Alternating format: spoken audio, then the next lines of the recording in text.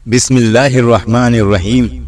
ऐसे ही सच्चे और दिलचस्प वाक़यात सुनने के लिए हमारे चैनल को सब्सक्राइब करें। दोस्तों, एक ऐसा वाकया जिसे सुनकर सबके रोंगटे खड़े हो जाएंगे। एक गांव में एक बेवा गरीब माँ की 4 बेटियां बिन शादी के पेट से कैसे हो गईं? इस बच्चे के बाप कौन हैं? ये वाकया सारे गांव वालों को हिलाकर रख दिया। कैसे एक ही घर के 4 जवान बेटियां हामला कैसे हो गईं? ये दिल दहला देने वाला वाकया जरूर सुने। वीडियो को एक लाइक, चैनल को सब्सक्राइब जरूर करें। दोस्तों, एक बेवा औरत थी जिसके 7 खूबसूरत बेटियां थीं। उसका बेटा कोई नहीं था और 7 ही बेटियां बहुत खूबसूरत थीं।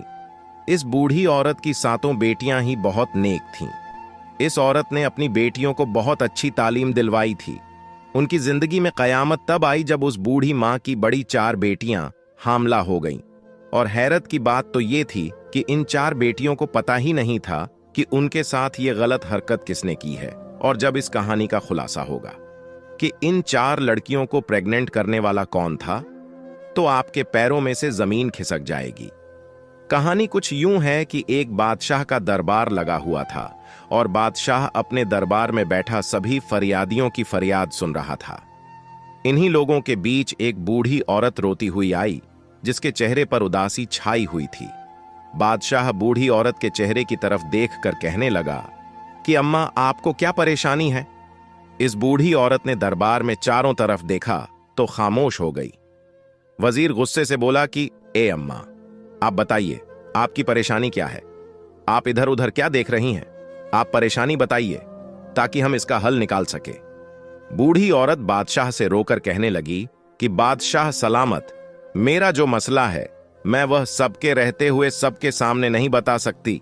मैं सिर्फ आपको अकेले को ही बताऊंगी, क्योंकि मैं बेवा औरत हूं। मेरा कोई बेटा नहीं है और मैं अपनी 7 बेटियों के साथ अकेली रहती हूं। अगर मैं अपनी परेशानी सबके सामने आपको बताती हूं तो मुझे डर है कि मेरी बेटियों को कल को कोई मसला ना हो जाए, कोई आधी रात को मेरे घर ना घुस आए। इसलिए मैं आपको अपनी परेशानी अकेले में बताना चाहती हूं। वह बादशाह काफी परेशान होकर सोचने लगा कि यहां इतने बड़े बड़े मसले लेकर लोग आए हैं और उन्होंने सबके सामने बताया है। आखिर इस औरत का ऐसा क्या मसला है कि ये औरत सबके सामने ने क्यों नहीं बताना चाहती? बादशाह बोला कि आप अपनी परेशानी मुझे बताइए। ये सारे आदमी मेरे भरोसे के आदमी हैं, आपको कोई भी नुकसान नहीं पहुंचाएगा। वह दुखी बूढ़ी औरत रोकर बोली कि नहीं बादशाह, सलामत नहीं, मैं आपको अकेले ही वह बात बताऊंगी। तो बादशाह उठ खड़ा होता है और कहता है कि इस औरत को मेरे कमरे में लेकर आओ ताकि ये बात मुझे अपनी बता सके।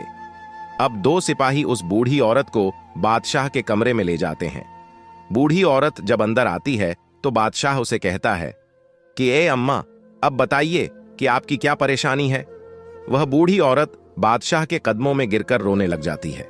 बादशाह कहता है कि अम्मा, आप मुझे बताइए कि आखिर बात क्या है। मेरा दिल बैठा जा रहा है कि ऐसी कौन सी बात है जिसके लिए आपने मुझे अकेले बुलाया, कि मैं यह हरगिज बर्दाश्त नहीं कर सकता कि मेरी बादशाहत में कोई इतनी दुखी औरत हो और मैं आपका दुख जानकर आपके दुखों पर मरहम ना रखूं। ऐसा हो ही नहीं सकता। आप मुझे अपना दुख बताइए। वह बूढ़ी औरत रोकर कहने लगी, बादशाह सलामत, मैं एक बेवा औरत हूं। मेरे शौहर को वफात पाए अरसा गुजर चुका है और मेरा कोई बेटा नहीं है। मेरी 7 बेटियां हैं। मैं लोगों के अमीर घरों में जाकर बर्तन धोती हूं, उनके कपड़े धोती हूं और उनके घरों में काम करती हूं। और इन अमीर घरों से जो बचा हुआ खाना मिलता है, जो मुझे मेहनत मजदूरी के पैसे मिलते हैं, उसी में से मैं अपना घर चलाती हूं और उसी से अपना घर चलाकर अल्लाह ताला का शुक्र अदा करती हूं। मैंने कभी किसी से कोई शिकवा नहीं किया कि मैं ऐसी गुर्बत की जिंदगी जी रही हूं। मेरी 7 बेटियां हैं, पर्देदार हैं। वह कभी भी घर से बाहर नहीं जाती और हमेशा अपने सरों पर दुपट्टा रखती है।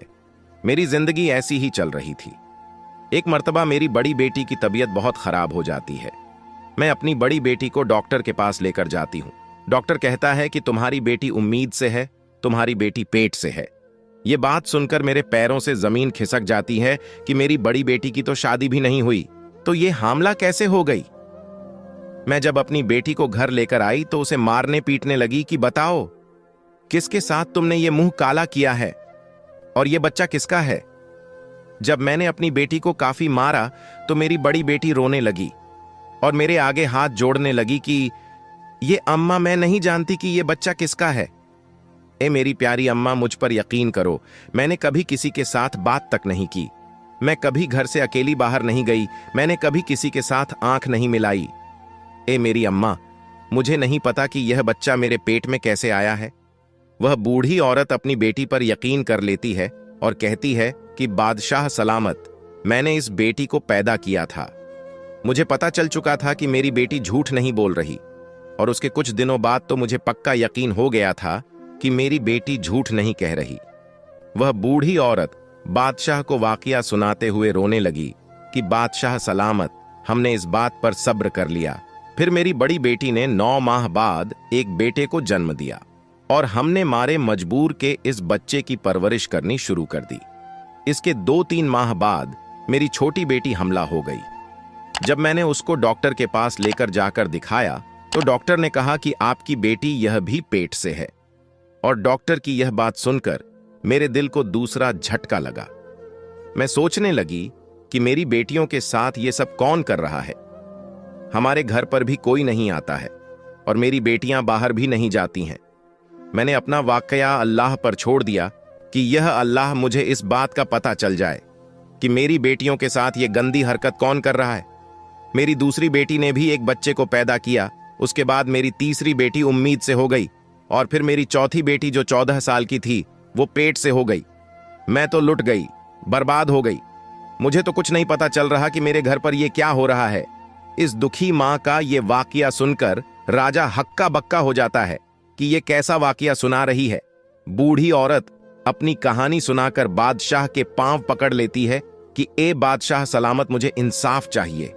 मुझे पता करना है कि मेरी बेटियों के साथ ये गलत हरकत कौन कर रहा है। बादशाह सलामत, मेरी बेटियों के मुजरिम को आप पकड़े।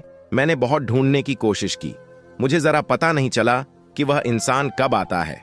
हमारे घर उसने हमारी जिंदगी बर्बाद कर दी है। बादशाह सलामत पूरी कहानी सुनकर कहने लगा, ए अम्मा, तुम अब बोल रही हो। तुम्हारी चौथी बेटी के साथ यह हरकत हुई है। तुम्हें तो तब आना चाहिए था जब तुम्हारी पहली बेटी के साथ गलत हरकत हुई थी। अगर तुम उस वक्त ये बात बताती तो तुम्हारी बाकी 3 बेटियों के साथ ये सब कुछ ना होता। मगर जब तुम जैसे गरीब लोग होते हैं, वह लोगों की बदनामियों से डरकर यह जहर पी लेते हैं और फिर वही जहर तुम्हारे अंदर काटता रहता है। तुम्हें जब बात तुम्हारी बर्दाश्त से बाहर हो जाती है, फिर तुम लोग आकर बताते हो कि यह मसला हो गया है। और अम्मा, तुम भी उन लोगों में से हो जो अब आई हो। वह बूढ़ी औरत अपनी गलती तस्लीम करती है कि मुझे पहले आना चाहिए था, लेकिन अब मैं आ चुकी हूं। जो कुछ हो गया सो हो गया, लेकिन अब मेरी बेटियों के मुजरिम का पता लगना चाहिए कि वह कौन है। बादशाह सलामत बहुत ही नेक दिल मेहरबान थे। कहने लगे कि अम्मा, अब तुम घर जाओ।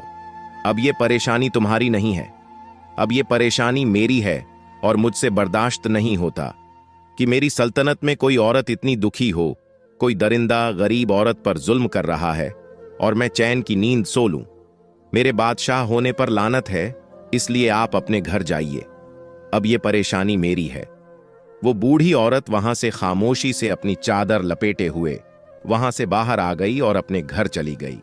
अब बादशाह सलामत वहां से निकलकर वापस आकर बैठ गए और बाकी तमाम लोगों के मसाइल सुनने लगे। लेकिन बादशाह का ध्यान उसी औरत की तरफ था कि इस औरत को इंसाफ मिलना चाहिए। बादशाह लोगों के मसाइल सुनकर जब फ्री होता है तो वह अपने कमरे में वजीर को बुलाता है। वजीर जब बादशाह के चेहरे पर आई परेशानी देखता है तो वह पूछता है, कैसी कौन सी बात बताकर गई है वह बूढ़ी औरत जिसकी वजह से आप इतने परेशान हो गए हैं। बादशाह कहने लगा कि मेरी सल्तनत में ऐसे ऐसे लोग हैं जो इतना बड़ा गुनाह करते हैं और यह भी नहीं सोचते कि उनका गुनाह जब हमारे सामने खुल गया तो हम उसको सख्त सजा देंगे। वजीर भी परेशान होकर बोला कि बादशाह सलामत, बता दीजिए कि क्या मामला है। फिर बादशाह सलामत इस वजीर को सारा वाकया बता देता है और कहता है कि कोई दरिंदा है जो इस औरत के घर पर दीमक की तरह लग गया है और इस दरिंदे शख्स का इतना मन बढ़ चुका है कि वह इस बेवा औरत की 4 बेटियों को इस दरिंदे ने हामिला कर दिया है और इस बूढ़ी औरत की 3 बेटियों को बच्चे पैदा हो चुके हैं और छोटी बेटी इसकी हमला है। इस बूढ़ी औरत की बाकी 3 बेटियों की इज्जत को भी खतरा है। हमें पता लगाना होगा कि इस बूढ़ी औरत के घर कौन आता है किस वक्त आता है। इसके बाद बादशाह सलामत और वजीर सोचने लग जाते हैं कि इस बात का कैसे पता लगाया जाए। थोड़ी देर बाद वजीर कहता है कि ये बादशाह सलामत, मेरे मन में एक तरकीब आई है। बादशाह कहता है कि जल्दी बताओ कौन सी तरकीब है। वजीर कहता है कि ये बादशाह सलामत दीवारों के भी कान होते हैं, इसीलिए मैं आपके कान में ये बात बताऊंगा। तो वजीर बादशाह सलामत के कान में कुछ कह देता है, यानी कोई तरकीब बताता है जो बादशाह सलामत को भी पसंद आ जाती है। इसके बाद वह वजीर एक बकरी लेकर इस बूढ़ी औरत के घर पर चला जाता है। रात के तकरीबन 9 बज रहे होते हैं। वजीर इस बूढ़ी औरत के घर चला आता है। बूढ़ी औरत वजीर को देखकर कहती है कि ए वजीर, आप इस वक्त मेरे घर पर क्या कर रहे हैं। वजीर बोला कि जो परेशानी आप बादशाह सलामत को बताकर आई है, इस बात से बादशाह सलामत बहुत ही परेशान है। बूढ़ी औरत बोली कि आपके हाथ में यह जो बकरी है, आप इसका क्या करोगे। वजीर बोला कि आप मुझे अपने घर के अंदर आने दीजिए, इसके बाद मैं आपको बताऊंगा कि मैंने क्या करना है। अंदर आकर वजीर बूढ़ी औरत से कहने लगा कि आज हम इस बकरी का चारा बनाकर इस दरिंदे को खिलाएंगे। बस तुम लोग कुछ भी मत बोलना और चुप करके देखती रहना कि वह दरिंदा कैसे पकड़ा जाएगा। इसलिए आप तमाम लोग आराम से सो जाइएगा। अगर हमारा यह काम कामयाब हो गया तो पता चल जाएगा कि वह दरिंदा कौन है। इसके बाद वजीर इस बकरी को लेकर घर की छत पर चला जाता है और घर की छत पर इस बकरी को बांध देता है और फिर चुपके से इस घर से बाहर चला जाता है। और वजीर जाते हुए इस बूढ़ी औरत और इसकी बेटियों से कहता है कि आप लोग आराम से सो जाइएगा, ये मत सोचिए कि आप लोगों को किसी तरह का कोई नुकसान पहुंचेगा। और वजीर 2 सिपाहियों को बोल देता है कि इस बूढ़ी औरत के घर के आसपास पहरा लगाव।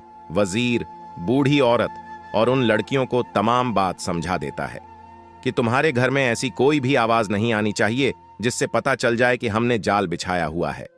उसके बाद वजीर बादशाह के पास महल में चला जाता है। बादशाह उसी बात को लेकर काफी परेशान होता है।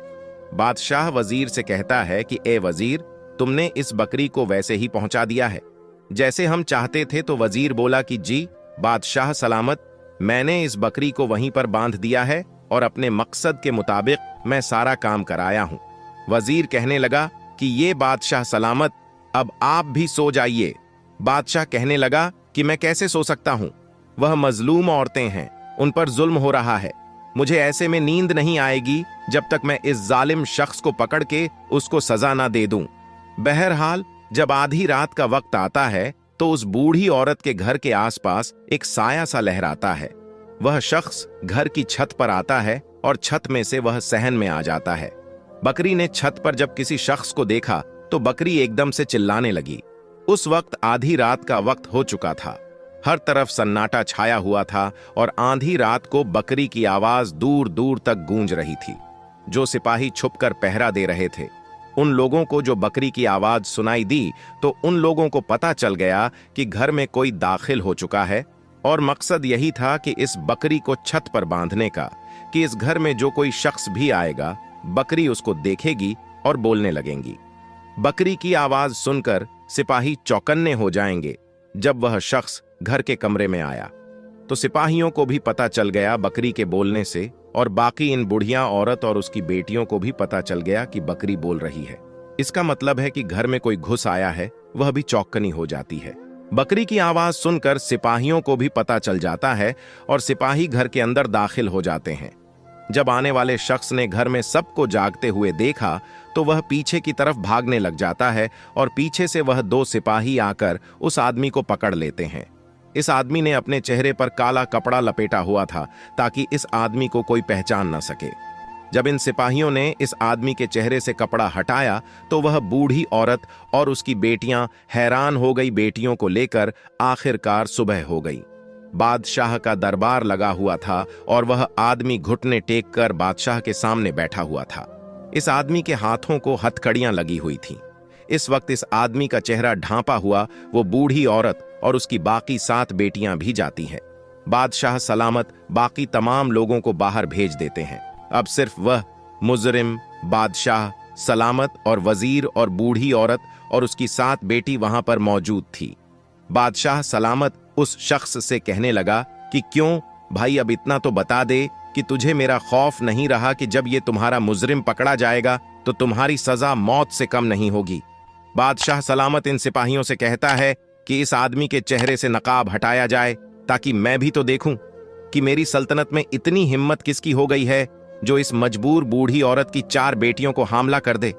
जब इसके चेहरे से नकाब हटता है तो वो बूढ़ी औरत करीब आकर उसके मुंह पर थूकती है और कहती है कि ए दरिंदे, इंसान, तुझे शर्म नहीं आई?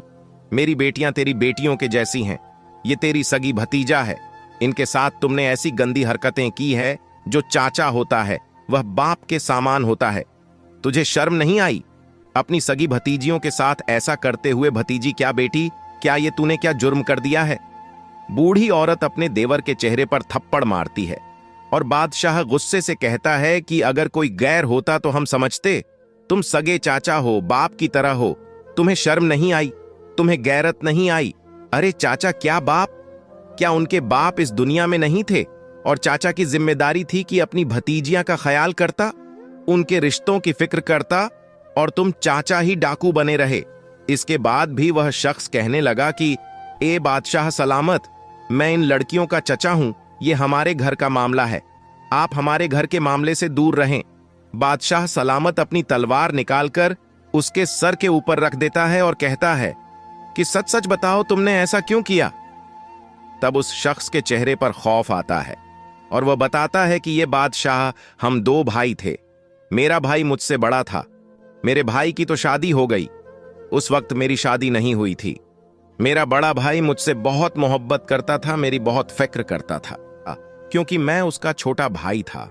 लेकिन जब मेरे बड़े भाई की शादी हुई, उसकी बेटियां हुई, उसके सर पर तमाम जिम्मेदारी आ पड़ी, तो मेरे भाई का ध्यान मुझ में से कम हो गया और अपने घर वालों पर ज्यादा हो गया, और तब मेरे भाई का ध्यान मुझ में से हटने लगा और अब वह सारा ध्यान अपनी बीवी और बेटियों पर देता था। मेरे दिल में मेरे भाई के लिए नफरत पैदा होती गई कि मेरा भाई ऐसा क्यों करता है, और भाई से नफरत करने के नतीजे में मैं अपनी भाभी और भतीजी से भी नफरत करने लगा। इसके बाद मेरा भाई वफात पा गया। जब मेरे बड़े भाई की बेटी बड़ी जवान हुई तो वह बहुत ही खूबसूरत थी। मेरा दिल इस पर आने लगा। मेरी नीयत जब खराब होने लगी तो मैंने अपनी भाभी से कहा कि आप अपनी बड़ी बेटी की शादी कर दें, लेकिन भाभी ने मेरी बात ना सुनी।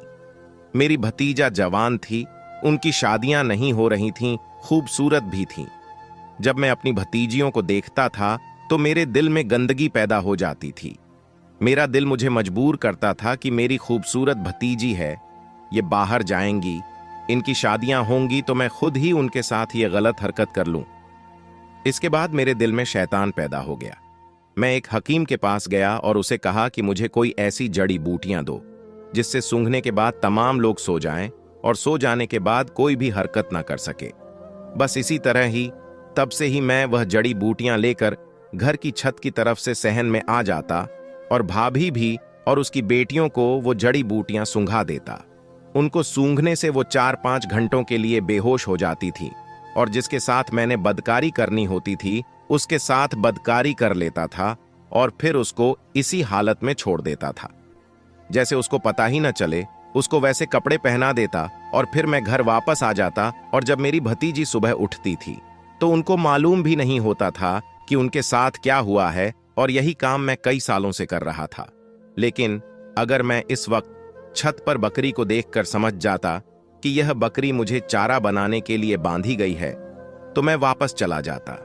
मैंने सोचा कि मेरी भाभी ने दूध लेने के लिए यह बकरी खरीदी है और छत पर बांध रखी है। मैंने इस वक्त बकरी की तरफ ध्यान ही नहीं दिया, मेरा ध्यान तो बदकारी की तरफ था।